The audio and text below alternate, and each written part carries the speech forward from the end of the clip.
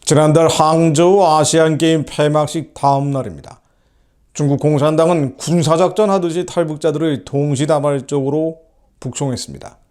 기림성 요령성에 수감되어 있던 탈북자 600명을 트럭에 태워서 말 그대로 사지로 보낸 겁니다. 탈북자가 6명, 60명도 아니고요. 600명이 다시 지옥으로 갔는데 문제는 한국 사회가 무감각하다는 겁니다. 정부에서도 누군가 책임을 진다거나 질책을 받았다는 얘기를 들어본 적이 없습니다. 이게 왜 정부가 나설 일이냐 하실지 모르지만요. 대한민국 정부는 국민을 보호하는 것이 첫 번째 책임입니다. 북한 2천만 주민들, 특히나 죽음의 위경에 처해 있는 중국 내 탈북자들은 대한민국 헌법상 국민으로서 가장 먼저 보호해줘야 될 의무가 있습니다. 그런데 정부 관계자들은 전혀 언급조차 하지 않습니다. 윤석열 대통령도 말하지 않습니다. 중국의 탈북자 집단 송환이 알려진 뒤에 4일 만에 통일부가 유감스럽게 생각한다. 중국식에 엄중하게 문제 제기하겠다라고 밝힌 게 전부입니다. 2000년 예를 들어보면요. 당시 김대중 정부 때죠. 한국 사회를 강타한 사건이 있습니다. 7인의 탈북자 북송 사건입니다.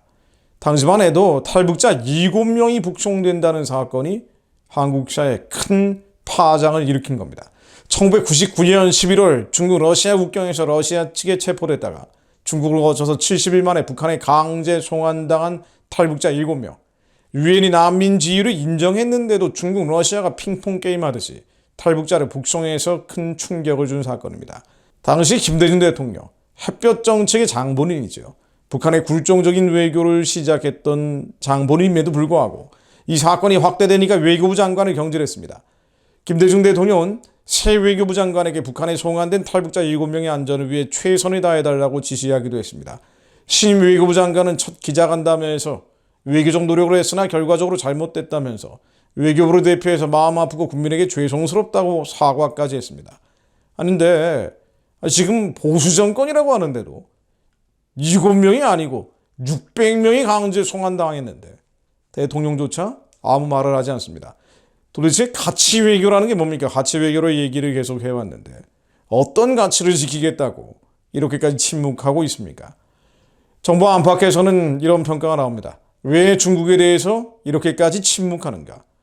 시진핑 방안을 성사시키기 위해서 중국의 저자세를 보이고 있다라는 의심이 나오고 있습니다. 올 가을 들어서 갑자기 시진핑 방한 가능성을 정부에서 띄우기 시작했는데요.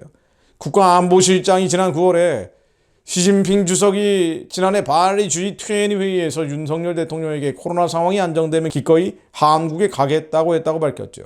같은 달에 시진핑이 항저우 아시안게임을 계기로 국무총리를 만나서 방안을 진지하게 검토하겠다고 말했다고 정부가 발표하기도 했습니다. 그런데 시진핑은 2014년 이후에 9년째 한국을 방문하지 않고 있습니다.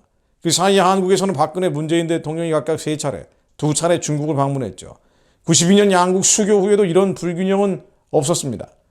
시진핑의 방안은 2016년 사드 배치 결정을 계기로 악화된 양국 관계 전환점이 된다는 점에서 긍정적일 수 있습니다. 그런데 지금 시진핑이 하고 있는 한국 방문 언급은 사실상 한국을 구슬리기 위한 외교 무기로 사용하고 있는 거죠.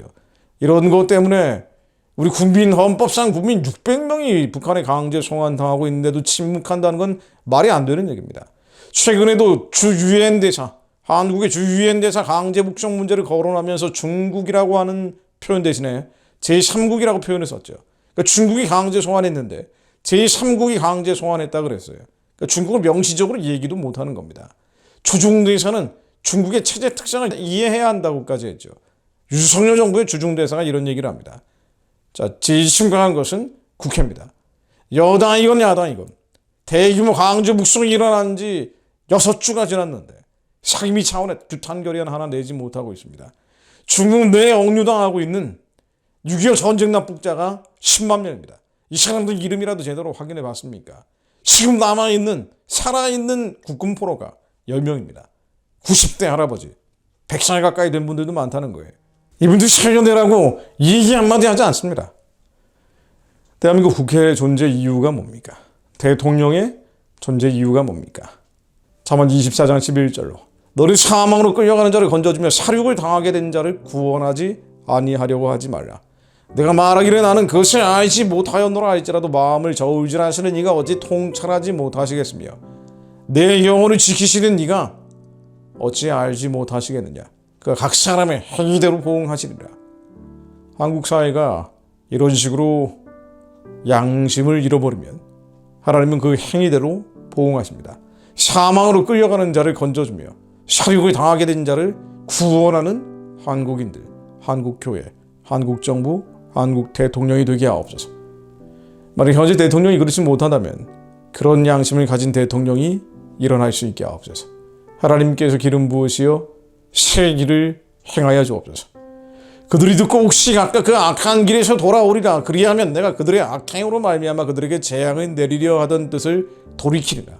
그러지 너희는 너희 기회가 행위를 고치고 너희 하나님 여호와의 목소리를 청종하라. 그리하면 여호와께서 너희에게 선언하신 재앙에 대하여 뜻을 돌이키시리라. 하나님, 한국인들이 악에서 돌이키게 하옵소서.